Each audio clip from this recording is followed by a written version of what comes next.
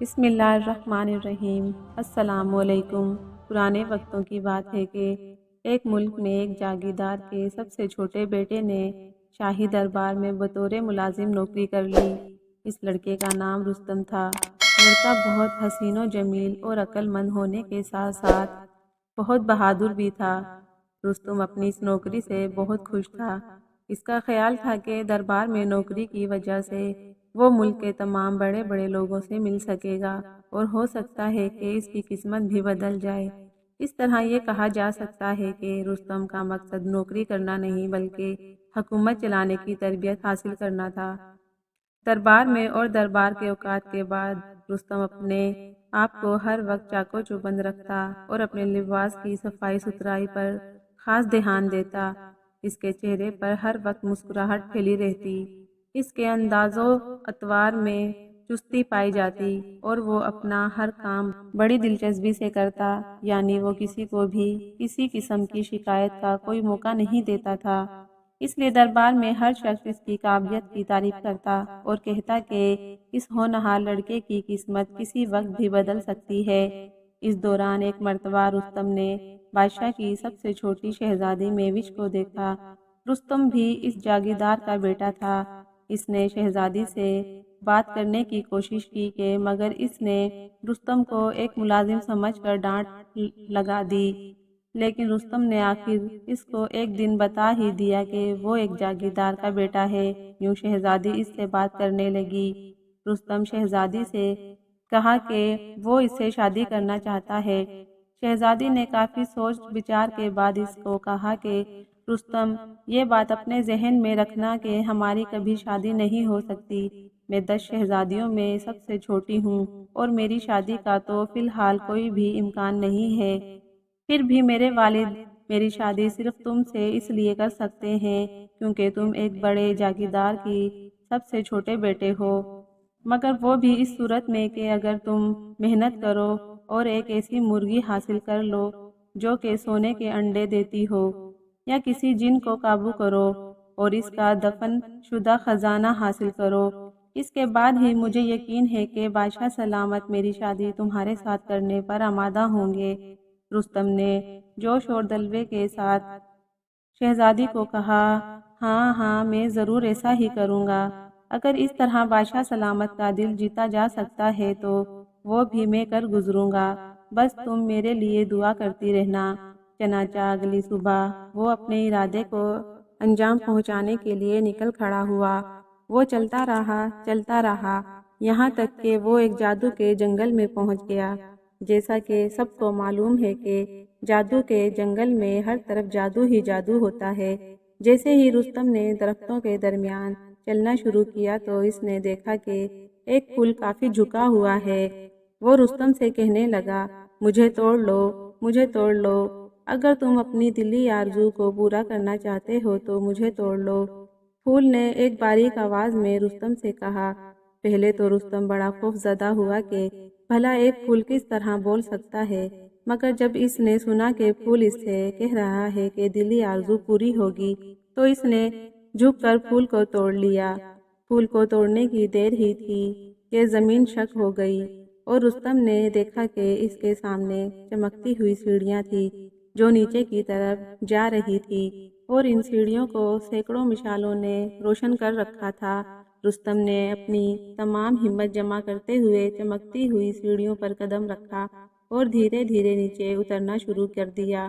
سیڑھیوں کے اختتام پر اس نے دیکھا کہ ایک نہایت خوبصورت خاتون کھڑی ہے جس نے سفید چمکتا لباس پہن رکھا ہے اور اس کے بال بے حد سنہری تھے۔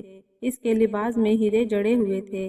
ہیروں کی وجہ سے اس کا لباس بے حد چمک رہا تھا۔ رستم کو یقین ہو گیا کہ یہ پریوں کی ملکہ ہے۔ خوبصورت خاتون واقعی پریوں کی ملکہ تھی۔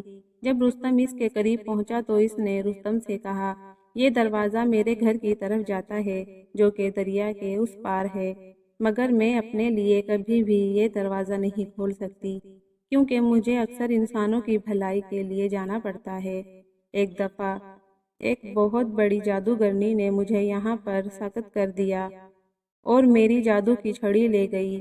اگر تم صرف میری خاطر واپس جاؤ تو میں تمہاری ہر خواہش کو پورا کر سکتی ہوں۔ مگر مجھے پہلے اس پریشانی سے نجات حاصل کرنا ہے۔ میں ضرور واپس جاؤں گا، رستم نے دلیری کے ساتھ جواب دیا، صرف اس لیے کہ میں ایک مہربان خاتون کی مدد کرنا چاہتا ہوں۔ مجھے آپ صرف یہ بتائیں کہ مجھے کرنا کیا ہوگا۔ میں آپ کو یقین دلاتا ہوں کہ میں آپ کا کام ضرور کروں گا اور کبھی بھی آپ کو مایوس نہیں کروں گا۔ رستم کی بات سن کر پریوں کی ملکہ بولی، تم ایسا کرو کہ سب سے پہلے تھوڑا سا نمک لے آؤ، اس کے بعد اس جادو کے جنگل میں آگے بڑھنا شروع کر دو۔ تمہیں جلد ہی بڑی زوردار گرج سنائی دے گی۔ یہ گرج ایک بہت ہی شدید بھنور کی ہوگی۔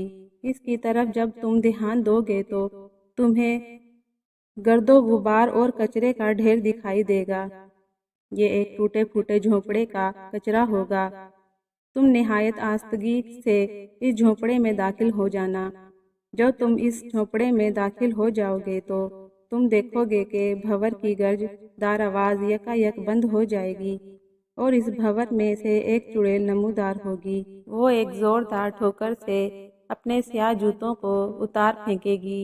جب وہ ایسا کرے تو تم جلدی سے اس کے پھٹے ہوئے پیر میں نمک بھر دینا اور بڑی ہی تکلیف میں اچھلنا شروع کر دے گی، کیونکہ نمک لگ جانے کی وجہ سے وہ کسی قسم کی حرکت کرنے سے معذور ہو جائے گی اور وہ اپنے پیر سے کسی طرح نمک صاف یا کھوج نہیں سکے گی۔ بہادر لڑکے، وہ تم سے درخواست کرے گی کہ تم اس کے لیے تھوڑا سا پانی لے آؤ تاکہ اس سے وہ نمک صاف کرے، مگر تم اس سے یہ کہنا کہ تم اس کے لیے ضرور پانی لے آؤ گے، مگر اس سے پہلے کہ وہ چڑیل تمہیں میری جادو کی چھڑی دے دے۔ اگر وہ جادو کی چھڑی تمہیں دے دے تو تم اس کے لیے پانی لے آنا۔ وہ چڑیل بڑے غصے سے چیخے اور چلائے گی، مگر آخرکار وہ تمہیں میری جادو کی چھڑی دے دے گی۔ جب وہ تمہیں جادو کی چھڑی پکڑا دے تو تم اس کے لیے ایک ڈول میں پانی لے آنا۔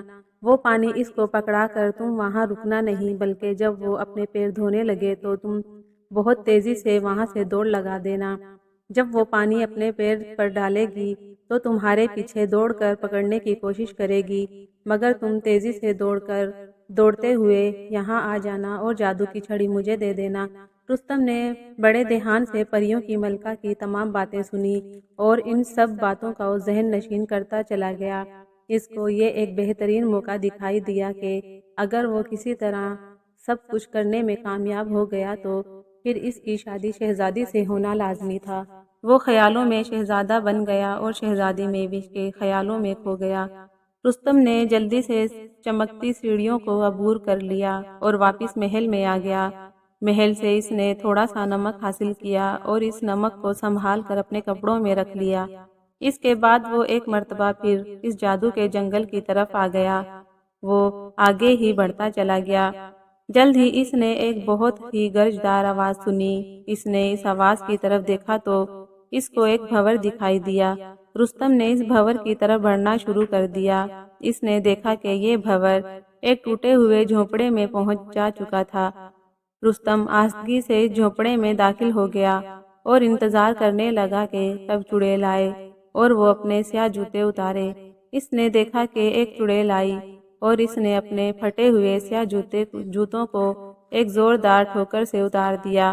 جوں ہی اس نے جوتے اتارے، رستم نے آگے بڑھ کر اس کے پیروں میں نمک بھر دیا، کیونکہ اس کو ایسا ہی کرنے کے لیے پری ملکہ نے کہا تھا۔ چڑیل نے شدید درد سے بلبلانا شروع کر دیا، مگر رستم نے اپنی شرطیں پیش کر دی۔ چڑیل کچھ دیر تو اس کو ڈراتی دھمکاتی رہی، مگر جلد ہی درد کی وجہ سے مجبور ہو گئی۔ چڑیل نے رستم سے کہا کہ جادو کی چھڑی الماری میں رکھی ہے۔ رستم نے الماری میں سے چھڑی کو نکالا اور پانی سے بھرا ہوا ڈول اس کو تھما دیا۔ جیسے ہی چڑیل نے پانی کا ڈول پکڑا، رستم نے بھاگنا شروع کر دیا۔ اس نے تمام راستے ذہن نشین کر رکھا تھا۔ رستم نے تیزی سے دوڑتے ہوئے پریوں کی ملکہ کو جادو کی چھڑی پکڑا دی۔ اس کا سانس بری طرح پھولا ہوا تھا۔ پریوں کی ملکہ نے خوش ہوتے ہوئے چھڑی کو پکڑ لیا اور اس کا شکریہ ادا کرنے لگی۔ رستم نے بڑی بے قراری سے کہا کہ اے پریوں کی ملکہ، میں چاہتا ہوں کہ میری شادی شہزادی میوش کے ساتھ ہو جائے۔ تھوڑے ہی دنوں کے بعد رستم نے ایک شاندار محل بادشاہ کے محل کے پاس بنوا لیا، اور یہ سب کچھ پریوں کی ملکہ کی مدد سے ہوا تھا۔ ملکہ نے رستم کو ڈھیر ساری دولت دے دی تھی۔ اب رستم کو کوئی غریب ملازم نہ تھا، چنانچہ جلد ہی بادشاہ نے رستم سے شہزادی مہوش کا رشتہ مانگا۔